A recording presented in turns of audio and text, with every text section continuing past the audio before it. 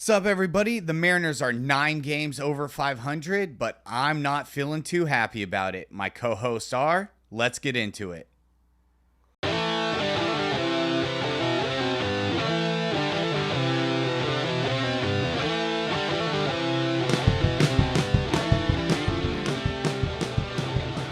Hello, everybody. Welcome back to the Sogcast. I'm Patrick. I'm Matt. I'm Garrett. And I'm Nathan. Hey, producer Nathan joining us in for an episode. Nice to have you. So as I stated, 9 games over 500. Hell yeah. That's amazing. I mean, it was, 2 episodes ago? We were popping champagne for the Mariners being 2 games over 500.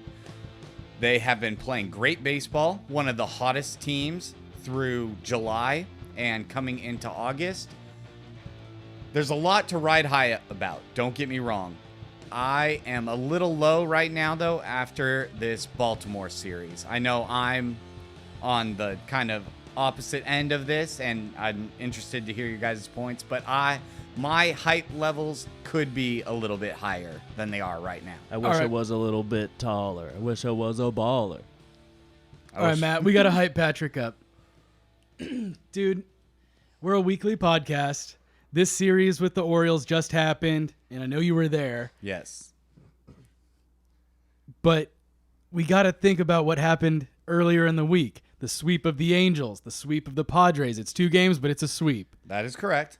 We should still be riding high. It's one of the hottest teams in baseball, the hardest games we've had to play. And we kept up. We outscored them in 3 games. We happened to lose the series, but we played great baseball against them. Yeah, ever since we took the series from Toronto in late July, we've been on a roll. I mean, we took the series from Toronto, from Minnesota, from Arizona, Boston, and then the 4-game series against the Angels. And that put us into a really great spot, and that's the hottest part of the year we've seen so far, for sure. And I think maybe a little bit of recency bias is getting in the way here. Definitely. Patrick, you were at the games this weekend, yeah? All 3, for Felix Hernandez weekend. Also, quick shout out Felix Hernandez in the Mariners Hall of Fame. Beautiful ceremony.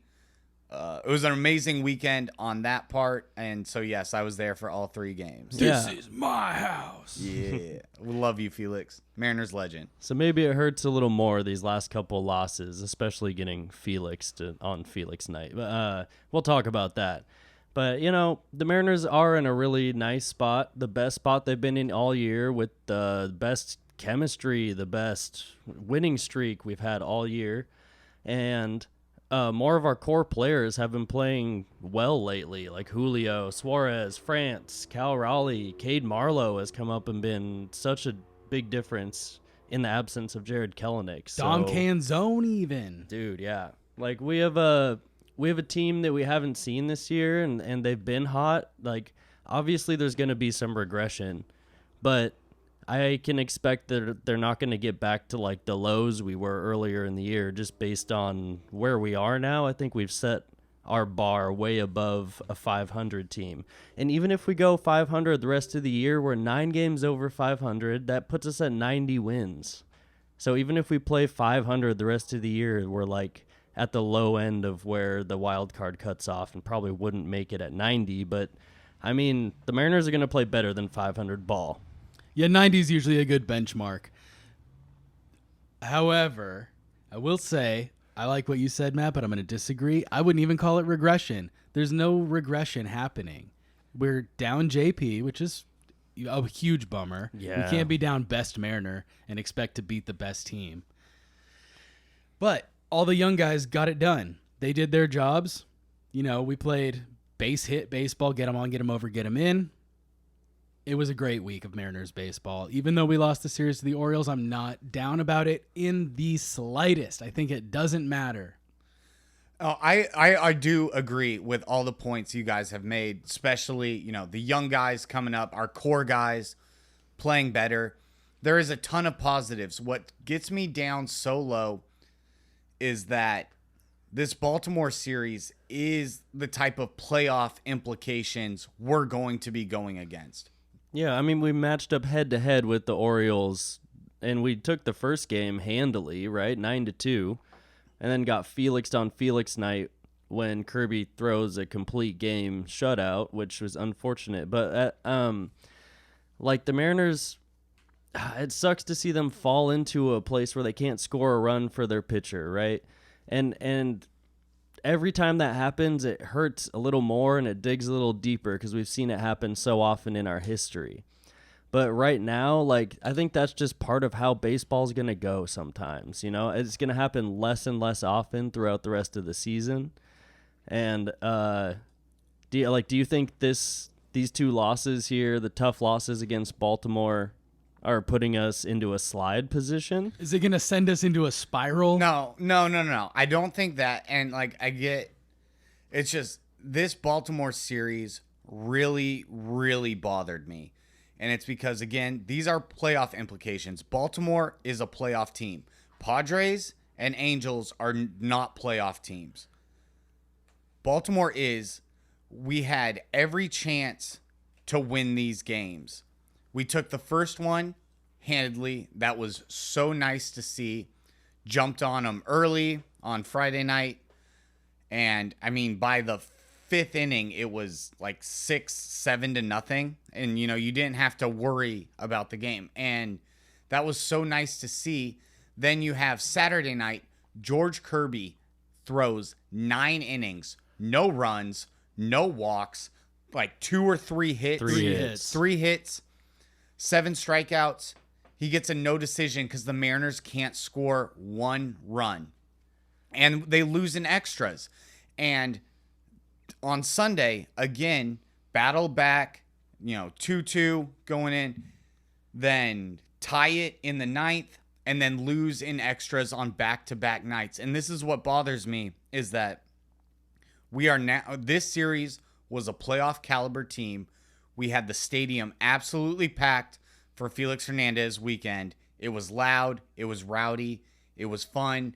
This is when the team needs to show up the most.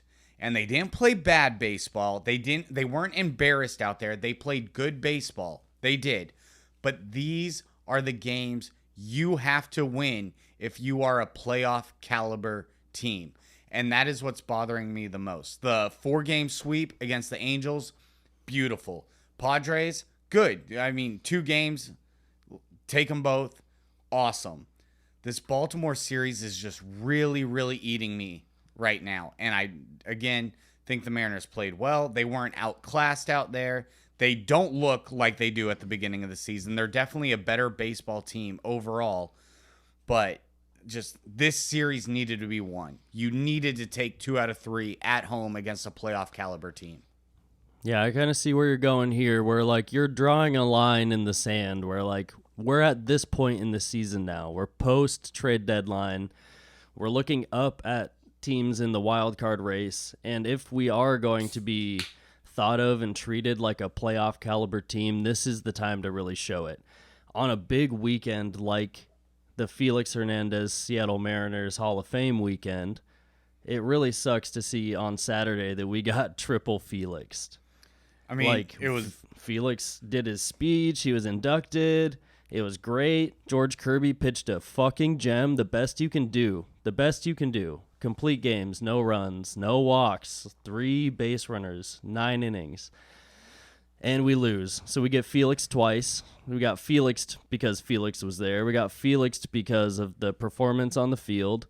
And just to top it off, Felix Bautista got the win and pitched 2 innings to close out that game, which hurts a lot. And, like, man, we need that type of win. You know, we need that emotion to roll forward super, like, strong. But that is a little setback. I'm not that worried, though.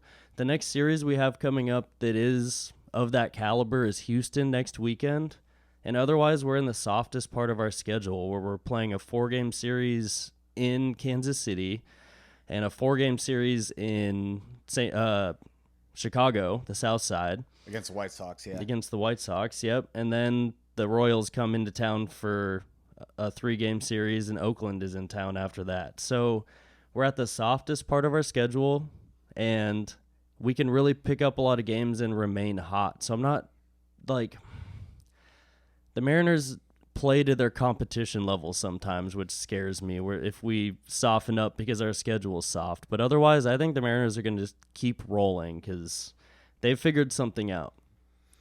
And I agree, and that they're figured something out. They're definitely clicking. There's a lot of positives, and I don't want to be too doom and gloom. But another thing that I also have an issue with is, we're planning on beating up on the Royals, beating up on the White Sox, beating up on the A's. And it's like, yeah, that's good. That's good for team morale, team momentum. But again, those aren't playoff caliber teams. Yes, it helps us in the standings. Yes, it will help us rise and get closer to that wild card spot, which now we are currently dancing right around with the Blue Jays, especially with our hot 8-game win streak, which was phenomenal. And that's why I also took Saturday's loss with a little bit of grain of salt, as frustrating as it was to watch Kirby get Felix like that. It's hard to get too upset when you lose a game after an 8-game win streak. An 8-game win streak is absolutely huge.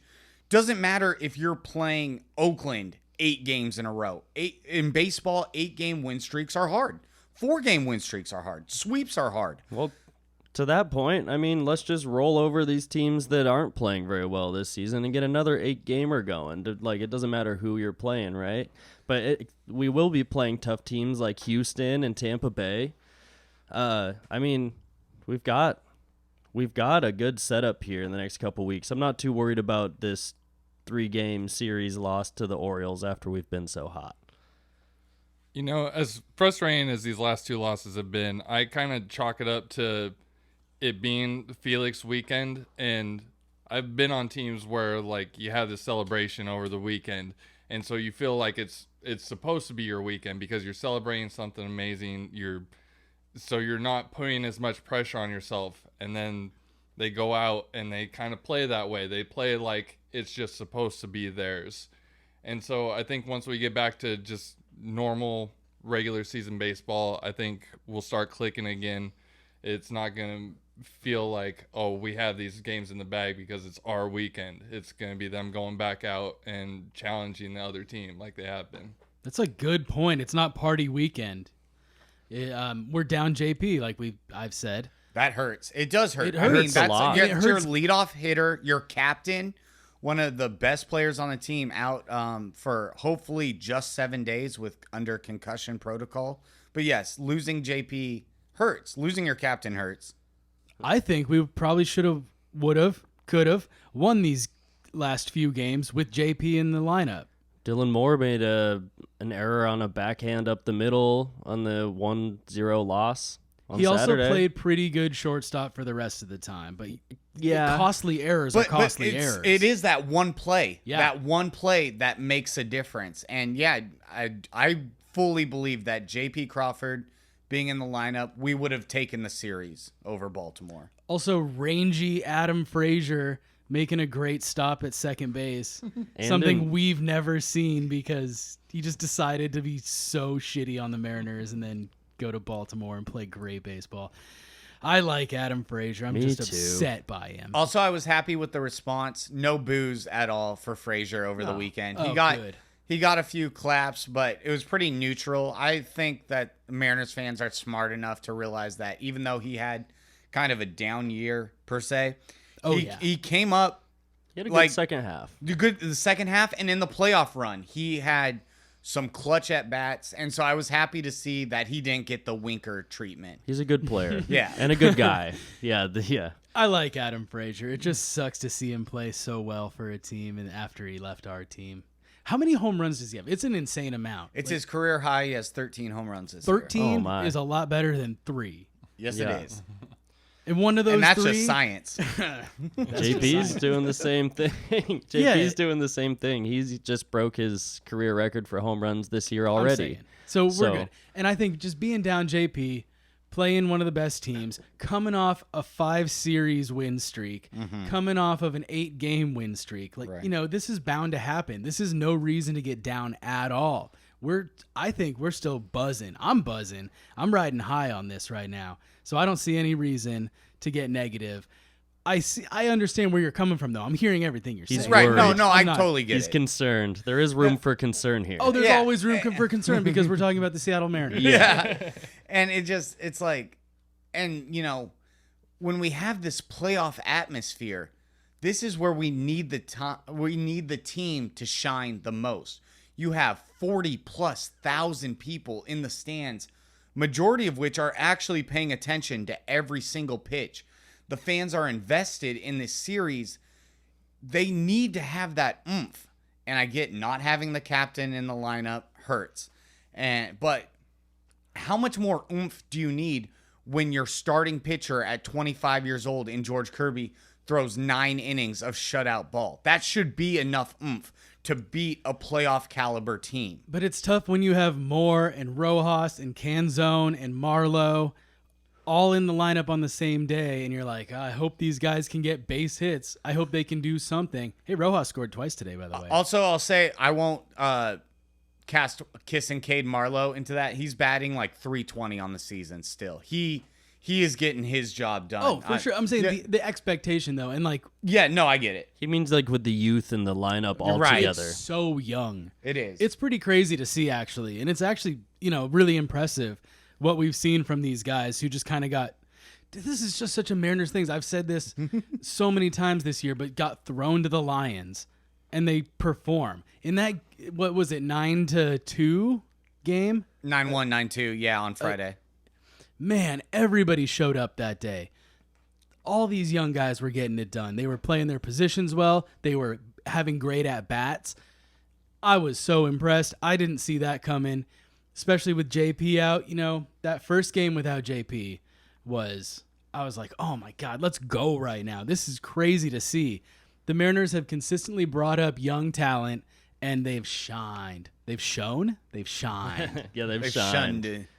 They needed. Yeah, the next man up way of baseball the Mariners are playing is nice. Like we got rid of our old players who were kind of bums that we signed at the beginning of the year, Pollock and Wong. Oh, bums. Yeah, they were buns and They were bums kind of at buns. the same time. They were buns. They were ass. buns.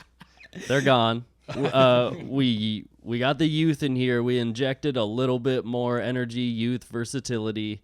We didn't sign that guy to put us over the edge, but it gave us more versatility, which I really like. Speed. Cade Marlowe almost stole that bag in the... Oh, man. It was the Saturday game, I think. Saturday in the 9th.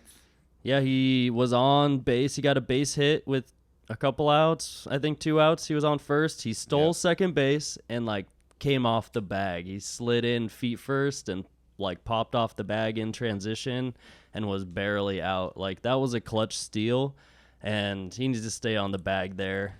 This is a quick side topic, but this part of instant replay has pissed me off so much. I am a fan of instant replay. It's good for the game. You want the right calls to be made. But it's implemented against all teams since the beginning of instant replay of just this player slides in and they pop off the bag for a fraction of a second and they hold the tag and, oh, he's out. And I guess technically by the rule, the letter of the law, yeah, he's out. But that's not what instant replay should be made for. Dude, it does suck. It's It's bullshit, The honestly. runner beat the throw. Cade Marlowe beat that throw. He was 100% safe, and when between his right foot leaving the bag and his left foot hitting the bag in a millisecond, that there was a fraction of air in between, he's out. And I've seen it happen. The Mariners have been benefits of those calls before. We've seen it, and I hate it every time. I think that is kind of against... They're like, okay, you're off for a split second. You're safe. Sorry that you didn't just curl around the bag and hold it in the fucking fetal position. Yeah, we're seeing the blend of new technology in the game and how it changes the game, and we have super slow-mo, frame-by-frame shots. We have a whole crew in New York that's hired to do the job, It's all union-protected stuff, too, and maybe it is a little bit different, right? I don't know if it's better or worse. They can definitely have more accurate calls, but I've seen bad ones too where they don't have enough to overturn something, or one that looks obvious is not as obvious as, They I don't have know. so many cameras, 17 camera angles or something that we don't get to see on TV. It's Right. just confusing. And we've seen ones where it's clear on TV and they reverse the call or whatever. It's a And crapshoot. you're like, come on, what is happening with this right now? So yeah, it's a crapshoot. It's part of the game. It's what we have to deal with. Does it suck? Yeah, a lot of the time it does suck. But I'm not that against it. I'm not, whatever, dude. I'm kind of with Patrick because like the fact that they're so meticulous on some things, but then there's other things that you can't challenge, like a batter going around on a swing, Check whether he did swings, or yeah. not, and you can't challenge that. But there's the human error there that neither the home plate umpire or the corner bag umpires are going to see it. So it's like picking and choosing what you want to see. And like if they're going to do instant replays, especially all these super slow-mo replays, they need to do it on everything. They need to be able to have a challenge on everything. Because if not, then they're still deciding the game. Yeah, there are those weird lines where they can challenge or not challenge certain types of calls on the field, like fair or foul calls down the line, especially I've noticed. Where We're chalk like, clearly whoa. flies up in the how- replay. Like, can we not challenge wow. that? Oh what my the God. fuck? Yeah, that's pretty ass, honestly. Yeah, I feel And it. we've definitely seen third base umpires call a very not checked swing, a checked swing on a left-handed batter, and you're like, oh, dude, what is this? Yeah. Like, you see it on replay, you can't do anything about it. Okay. I mean, the future. It's annoying for sure, but that's the game we play. There's so much gray space in baseball where, this is this. Now, but what makes me kind of hesitant to be as upset about those kind of things, like what about like hidden ball trick stuff? So if you slide into second and you're on the bag, you call time or something, right? So you can stand up and like brush yourself off and get set. If there's a hidden ball in play and the second baseman gets you on that, like, are you out or you called time so you have a second, or do you have to always make contact with the bag? How does this work? Well, for hidden ball tricks to work, time can't be called. That's what I'm when saying. you get them Yeah. whacking. Okay. Or- so you just get them slipping on. Yeah, they get off too early. They didn't raise their hand for time. They assume that it's Yes. all okay. When time's called, the ball is usually thrown out and the pitcher gets a new ball and all that. But like, if the second baseman or shortstop just holds the ball and the runner isn't paying attention, I think they can still put the game back in motion, but the pitcher can't be like on the rubber. Right. He can't engage the rubber. So if he's not on the rubber and then the runner comes off the bag and the second baseman still has the ball, they didn't like throw it out or anything. I think they can still do it, but they have to put the game in motion again. Like, okay, Gotcha. play ball. So And there's also not a situation where a runner on the runner on second is looking for the pitcher to make contact before he starts leading off. Is that what you're saying? Yeah, I mean, he does. He should. I mean, Yeah, at he any should, level, he yeah. should be back on the rubber before you take your lead, It'd be a Gotcha. pretty Okay. rare occurrence. And especially then at the it's, major league level. Yeah. But again, I consider that different than a player sliding in clearly safe and he pops off the bag for a yeah. fraction of a It's second. very different than that. Hand just pops up for a second and he's called out because of that. Yeah. And there are times where it's more. I totally get that. I mean, what's to say that's different from not sliding, running through second, like how you run through first and then go back to the bag. All you have to do is beat the difference is that it's not first base. I get that. I totally understand. But to be on you know, base. sliding off the bag, what if you overslide? That's Where's different. the I mean, line between oversliding and popping off? I think So that's why you have the one rule where you have to maintain contact. No, I get no what matter you're saying, Yeah. but So- no, I do get what you're saying, but I think that in situations where you're clearly sliding over the bag, that's different than Where's your the one line? foot. Your one foot is on. Your second foot is now touching a hair of a second later, but during that hair, the tag was held, and now you're out. But then It's the just- argument becomes, well, he would have overslid. It's like, who's to say? It's all. How do you know? It's all. That's why you need to maintain contact. So I get where they're coming from. And I get where you're coming from too. It's very annoying. It is Replay can annoying. be shitty. It's annoying to watch, and it's all kind of new to the game of baseball, honestly. So I'm thinking more big picture, like where's this going, right? We've Yeah. talked about robo umps being in the future. We've talked about it's just going to get more intense where they're going to be able to get the right camera angles and make the right calls more often, hopefully. I don't think any of that's going away. It's just with better technology comes a better way to police the game. They'll probably always have umpires on the field, but even if there's a robo ump, there's going to be an umpire behind the plate calling the ball and strike. and calling safe and out and doing all the things that umpires do. I just think in the grand scheme of things, it's something we just have to get used to and trust that the process will get better through the years. It's still, like I was saying, dude, this is a new thing for baseball. It's the last 10 years or less. Right. And there's a great video on John Boy's channel you can check out about the cricket replays that kind of fixes all this stuff.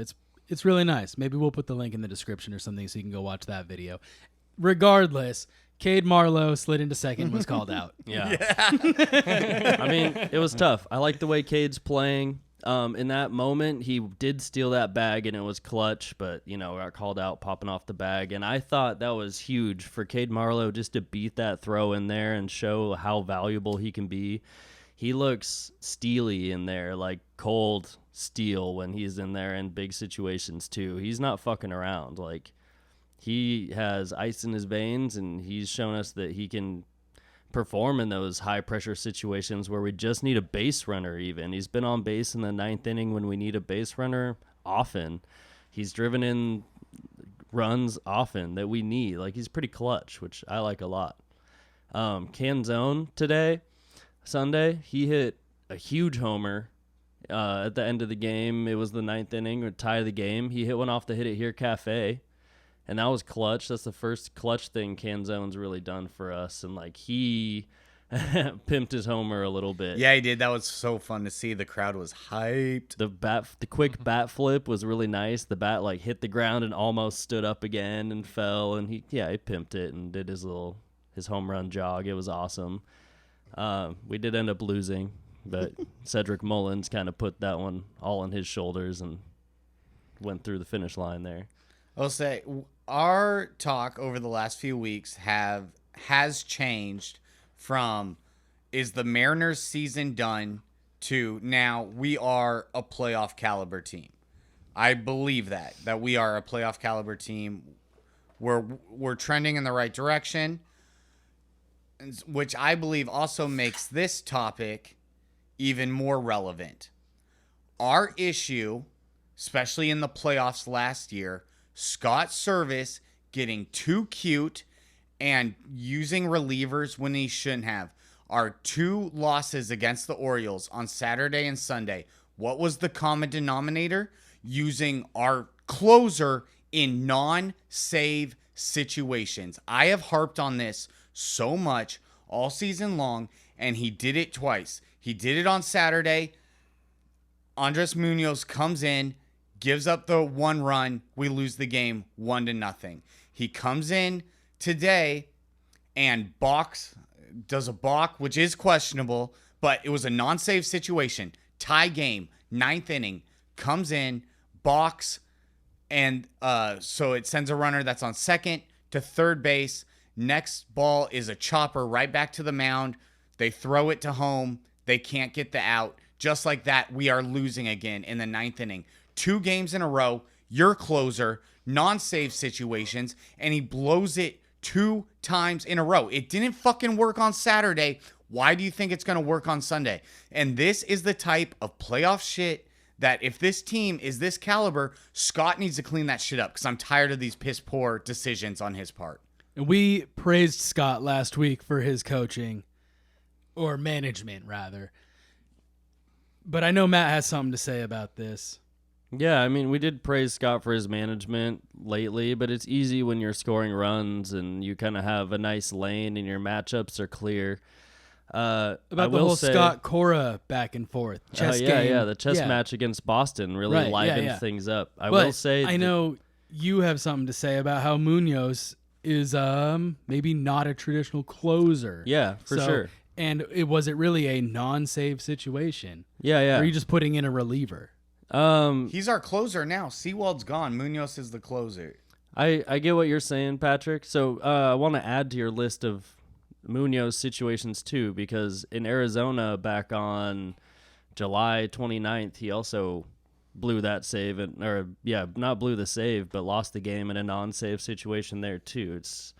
So this is 3 times recently in the last 2 to 3 weeks that this has happened to Munoz, and it's tough because Honestly, he's our best pitcher back there, and he has that strikeout potential, and that's what we're looking for in those situations. I think that may be what we're looking for, but I'm kind of with Patrick on this. Like, ever since Service blowing last year's playoffs by throwing Robbie Ray in there, Yep. like it with decisions like that happening, you got to have a pitching coach that is comfortable enough to get in the head coach's ear and be like, "Hey, no, this is not the right situation." Like, I get you want to put the best person out there for a situation, but there's also the pitchers are also training for specific situations. So if you put someone out there that's not for that specific situation, they're gonna pitch how they usually pitch for their situation. You gotta be able to differentiate the two. Yeah, if you're in the lead and you pitch when you're in the lead, you're coming into the game, you have a certain mindset, you have a certain attitude. If the game's tied, it's kind of a whole different ball game where your emotions can run up on you. You know what I mean? So, Patrick, you're talking about Saturday, how he blew the game Saturday, and we put him in again on Sunday. It doesn't make any sense to me.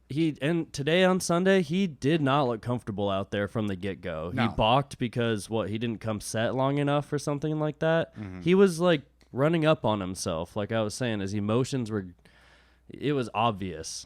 I don't understand why you would do that either, except for, here's your redemption. Go out there and get it. But he was overhyped, overused. We used him the night before. He gave it up, and we could have used someone else there easily. But we did use a lot of relievers this game. It's not like the starter went deep. Miller, he only went 5 innings. So we had to use Spire and Brash earlier in the game where we couldn't put them in at Topa that situation. Came in today. So we didn't really. We had would you rather have Isaiah Campbell in that situation, or the new pitcher we have down there that's pitched 2 Thornton. innings? Well, we gave Thornton the ball in the 10th. Why not give it to him in the 9th? Why? Yeah, and leave it for Munoz if we get the run, right? Get the lead. Yeah. Or have him go in extras if we're still tied. Yeah, it's just, and again, so and now that's just that Scott Service shit that you're talking about. Yeah, and that's my problem, because and again, these are better problems to have, because now we are on board that the Mariners are a playoff caliber team, but now we are seeing the same issues that haunted the Mariners last year in the playoffs. Now we're in another playoff type game, and we're making the same mistakes. Scott has not learned, and that is our biggest issue.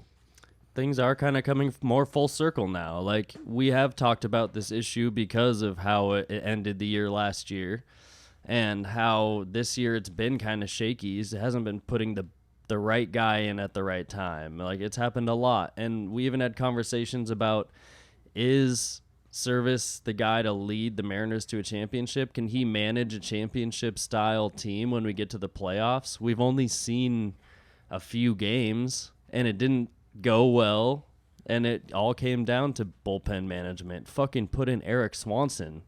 Come on. I feel like he could lead us. He needs to start making adjustments. He keeps coaching the same way that he's been coaching the entire time and doesn't make any adjustments. He needs to learn to adapt with the game just like every one of the players. Right, but at this point, after we've had him for so long, I'm worried that he's not going to make those adjustments. He's not going to play he's going to play like the team we've been, not like the team we could be. Too stuck in his ways. Yeah. It's the same exact argument we've been making about Jerry DiPoto about, he's a master rebuilder, and now that we've reached rebuilt, we're already rebuilt. Yeah, now where do we go from there? Where's the extra piece? Use some of that prospect capital, please. You ever play upgrade games where there's early level development, and then once you hit a certain milestone, the game starts to change a little bit, and you have to update your strategy? It kind of reminds me of that. Yeah. He's a rebuild type guy, but not a championship type guy. Same with Scott Service. So he's got the regular season down, but postseason he has little experience in, right? Has he made postseason with any other team? He was like, with- how much postseason experience does Scott Service really have? He was with the Angels he came to the Mariners in 16, and he was with the Angels before that, so maybe 1 year. I think Okay. Mike Trout was in the playoffs for 1 year, and it was only divisional series, I'm pretty sure. Okay. Jared So, Kelenic none, has more like none. postseason hits than Mike Trout. Yeah. He's had no postseason experience except for 1 year with the Angels and this year with us, which is seriously less than 10 games. That's wild. Yeah. So, it does bring that into question. How are they in those situations? Jerry past rebuild and Scott past Yeah. past the regular season. How is Scott postseason? Right. So, yeah. All right. Well, I feel like I've gotten all my negative Nancy's out. There's a lot to be riding high on right now. So let's talk about, again, more great Mariners starting pitching. Yes. And again, I believe if my numbers are right here, the 7 billionth time the Mariners bring up a minor league pitcher from Double-A, and he comes up and pitches a hell of a game. Hancock made his debut. He had a very nice start. You could tell he had a little bit more nerves than I would say Miller did in his first start, but that's also 100% okay. It's your major league debut. You should have nerves. He was a little wild early, was having a little trouble finding the zone, but he settled in and had an amazing game.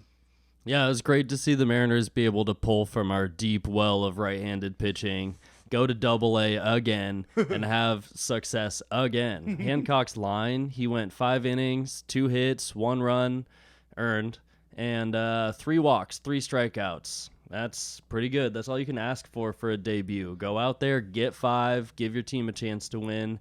1 run, that's great. Good job, kid. And also, those two of those walks and that 1 run came in the first inning.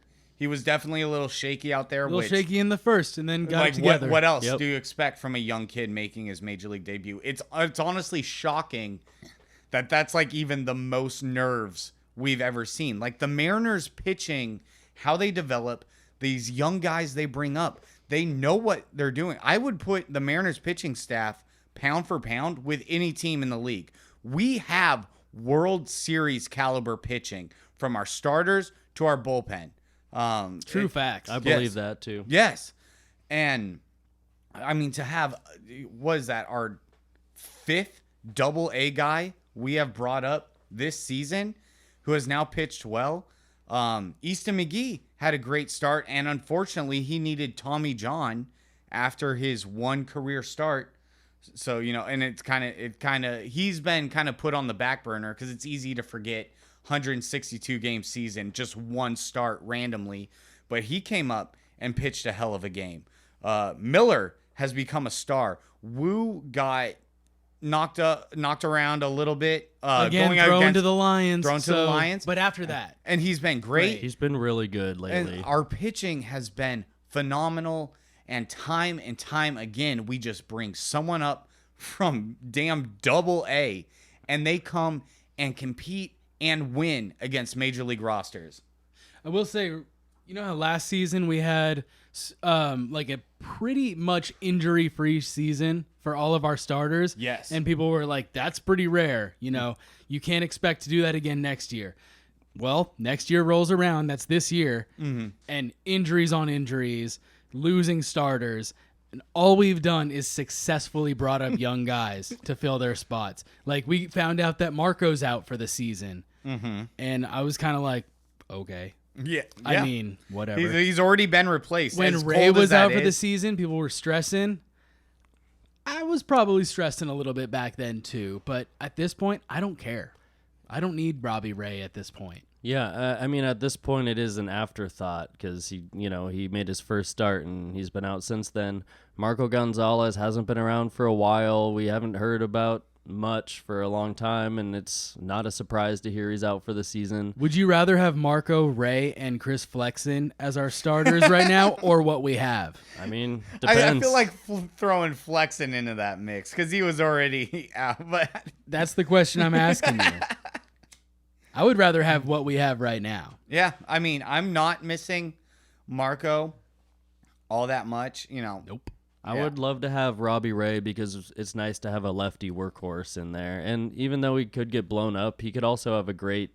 Well, you don't why you don't like the lefty thing? Like it's a fully I right-handed. just don't like Robbie Ray Oh, personally. Okay, Garrett's making reactions over here, and I thought it just was like about the shrugging. lefty So what? comment. So 'Cause, what? yeah, I'm a left-handed guy, I know, so I'm not dogging the left-handed thing. I think we need at least one lefty. But like, if everything's going well, it's totally fine. So I will say, like, having those young guys in our fill out the back end of our rotation doesn't hurt as much when we have our aces. Castillo, Gilbert, and Kirby have taken a huge step up, and I'm going to talk about their lines in a I was second. gonna say, do you remember George Kirby's start?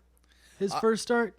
Jesus. also, I do want to say I don't want to undersell Robbie Ray too much. I think the playoffs have kind of stuck with us, and he makes one start on the season back in March and gets hurt, and it's easy to just forget about him, period. But he's not a bad pitcher. He is a Cy Young Award winner. I think he can bring a lot more to the rotation, and it's realistic that if he's healthy next year, that the Mariners go for a full season 6-man rotation. I think Robbie Ray should definitely be a part of it. It's easy to write him off, but I still think he has high value as a pitcher, and he shouldn't just be forgotten about. For sure. Yeah. The way Castillo's pitched has been surprising. Like, his stats look really good. Surprising but in so many ways. he's been getting so many homers hit off of him, but he has a good ground ball to fly ball ratio. It's all confusing when I look at his stuff because he gets shelled. We had an over-under of 3 on his last start. How many home runs Luis Castillo is going to give up? And he only gave up one. I went with the under. I went under. Patrick said I said 3. over under 3. Luis Castillo gives up 3 bombs today. And I said, no, it's going to be a good day. He's going to give up 2. And I went under. Yeah. It was I figured right. 1 or 2. So And it was a good day. It was. So now we kind of expect Castillo to give up that big hit, That big know. bomb. But as Yeah. long as our offense does something, he usually gives us that quality start, chance to win. For sure. His last line was 6 innings, 2 hits, 1 run, 2 walks, 8 strikeouts with 1 homer, and he still has a 3.14 ERA on the season, and that's really good. That's so good. So the way he's pitching, the way Logan Gilbert, his last start, he went 7 innings, 1 hit, 12 strikeouts against the Padres and absolutely dominated them. He wiped the floor with them. Who asked Walter to pitch that day? Yeah. Also, he let career Walter high out. in strikeouts for Yep. Logan that day too. With He 12. was filthy. That Logan's is a not, menace. That's I not love an that guy. easy lineup. When people were talking about like possibly trading Logan at the deadline, I was freaking out, man. They got me stressed. I was like, dude, no, Logan needs to be our like career guy.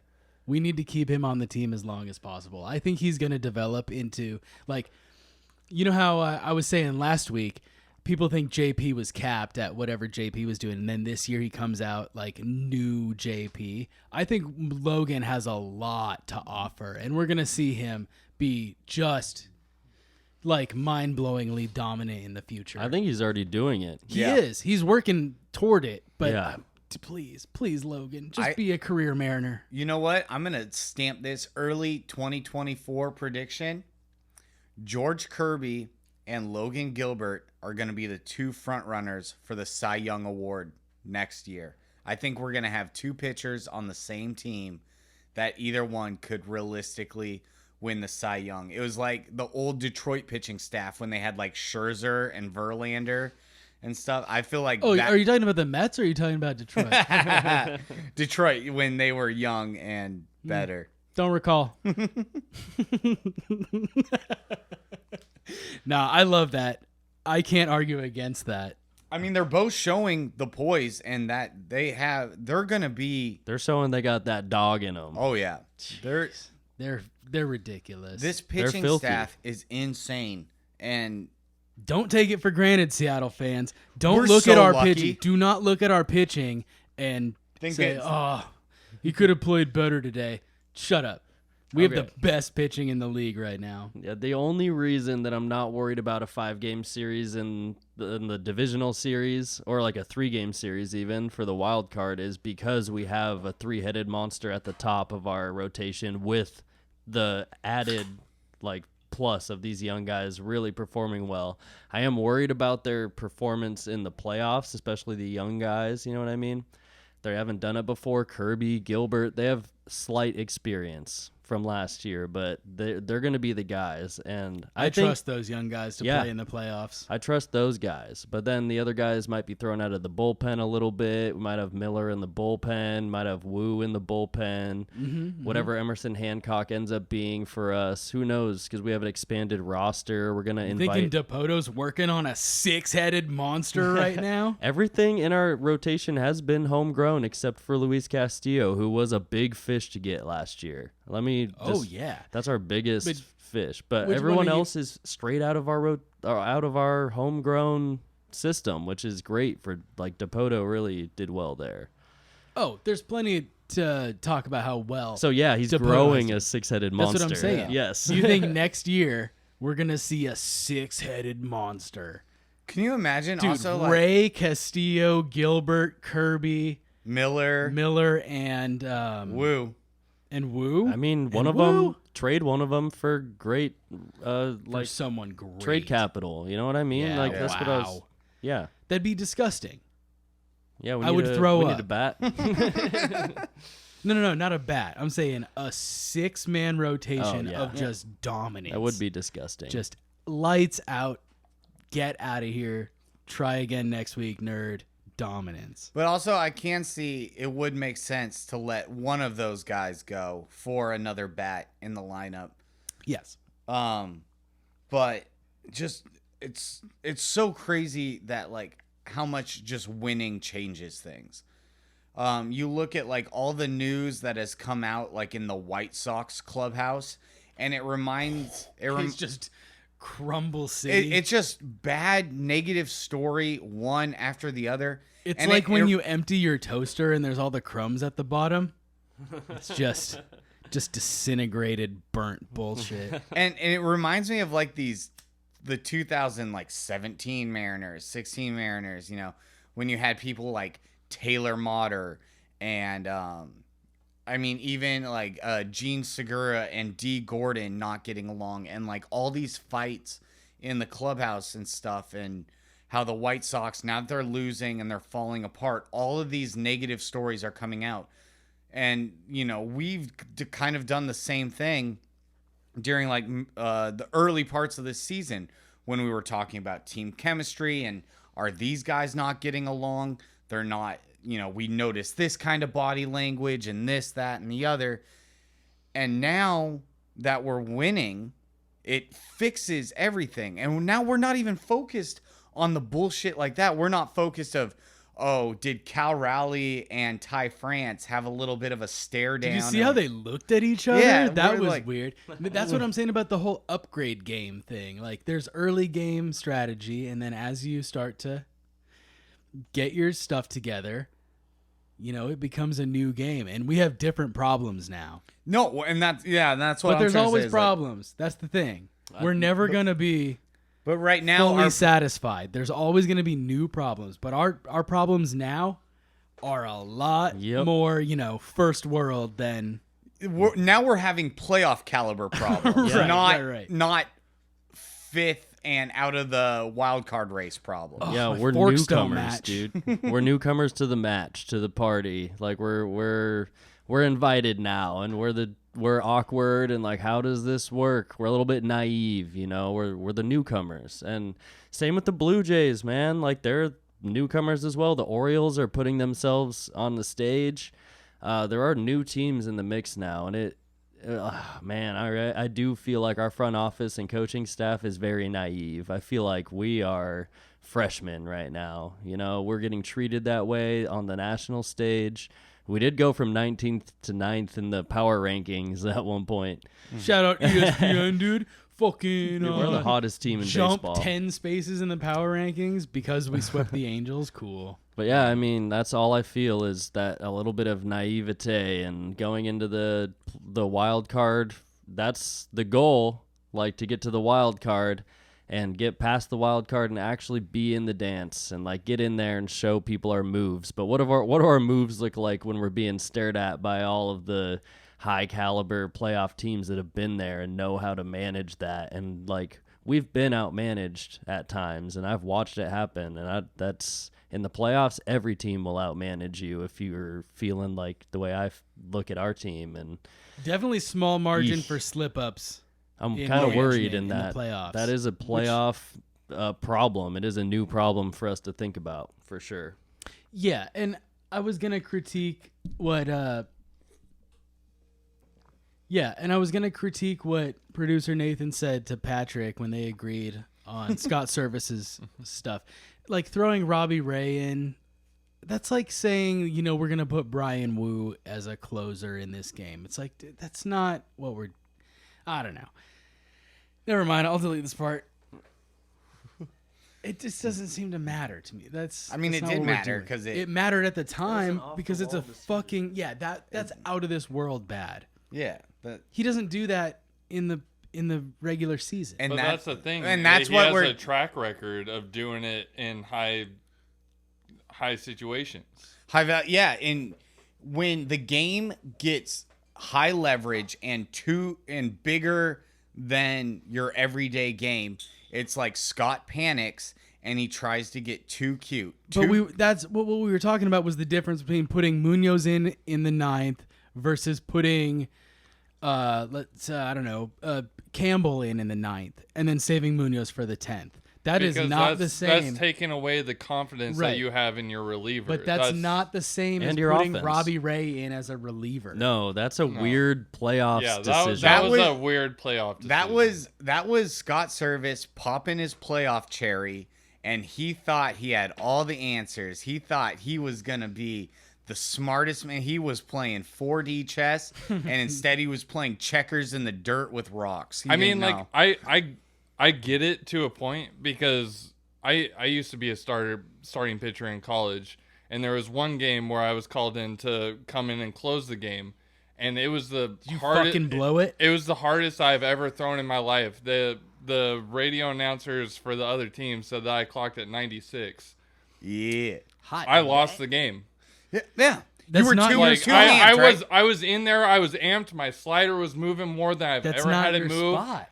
Exactly. Yeah. I know, Like yeah. it's that thing. Like it's the whole mentality going into it. And like I get it from Scott Service's standpoint. Like you're taking someone that's used to trying to hold it off to be able to last 7, 8, 9 innings, and you throw them in there to just throw one. You're like they're gonna go out there and give it all they got. And yeah, they will. But that doesn't necessarily always mean success. It's Yeah. the wrong mentality for that It's wrong. situation. Yeah. It's one of those things where, yeah, as a manager, you're like, yeah, why would we not put our best pitcher in the highest leverage spot? But lately, to me, the Munoz move kind of makes sense on Saturday, but it doesn't make sense on Sunday after he already blew it on Saturday. Like to me, putting him in there on Saturday is good. They're trying to have him like be in the back end of the bullpen and get to where our offense can win it in the bottom of the 9th. And you might not have to play the 10th. So this could be the highest leverage moment. So put your highest leverage pitcher in at that time. I get it.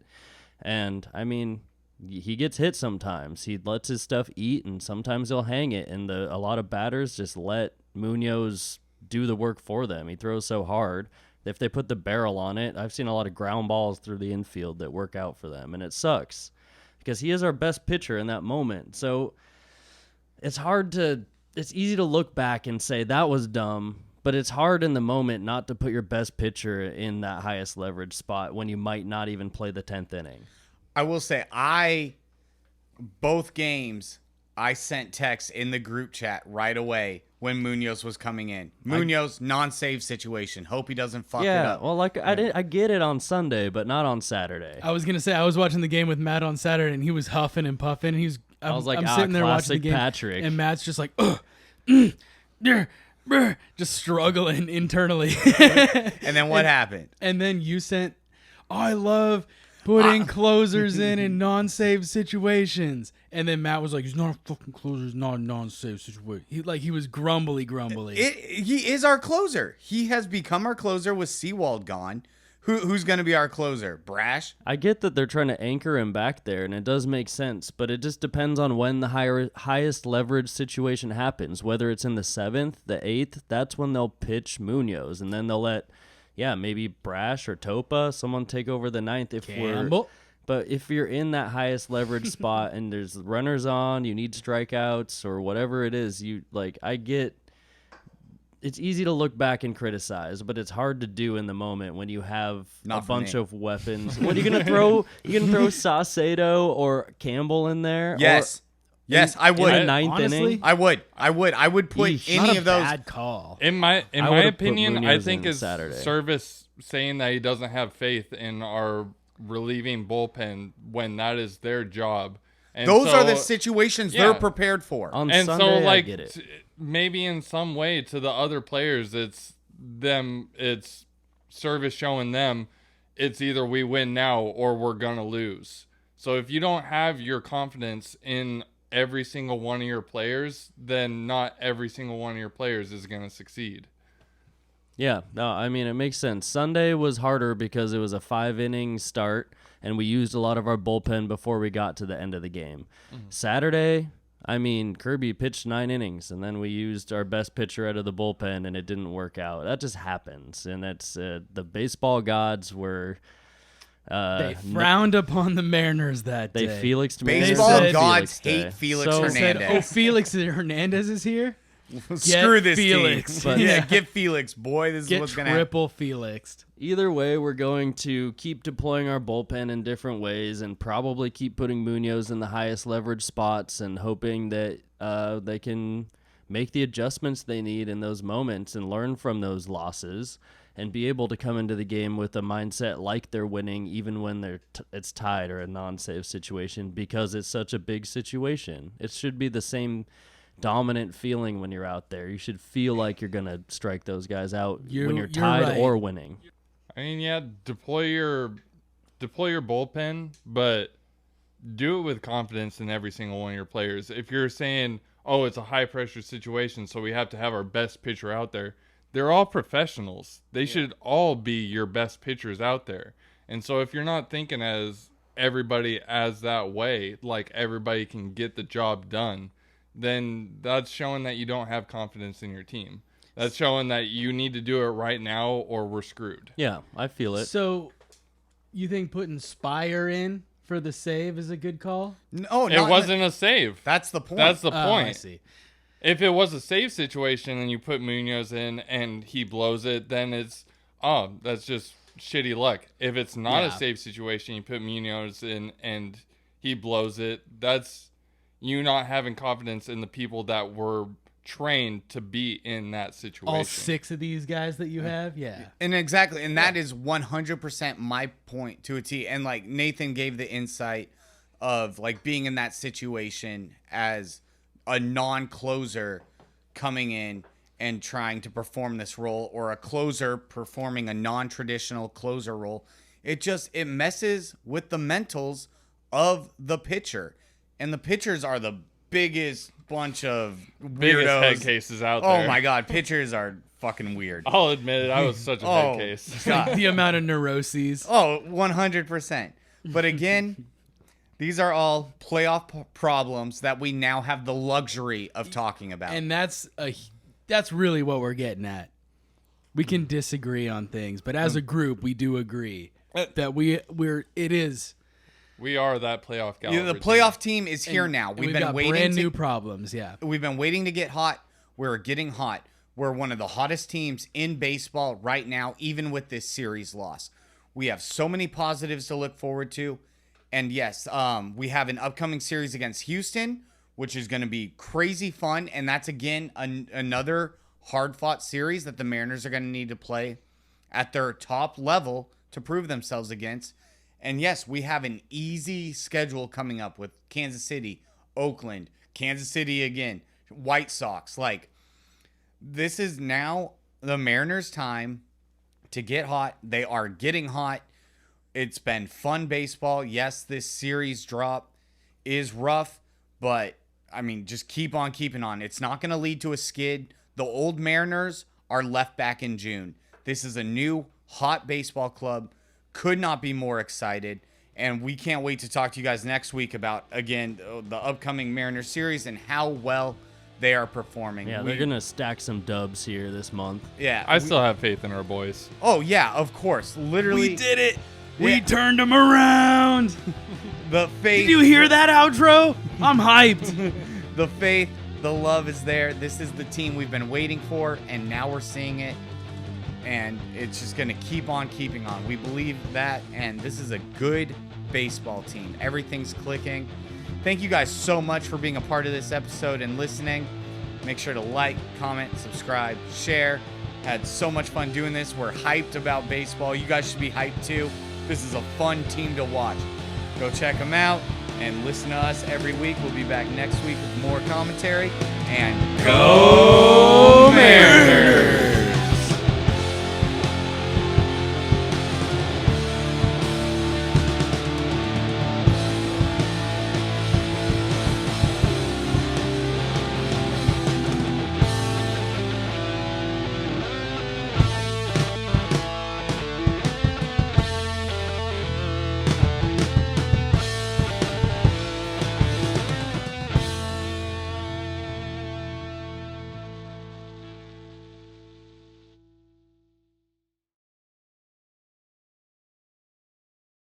I got cash, you got titties. Bada bing, bada boom. Bada bing.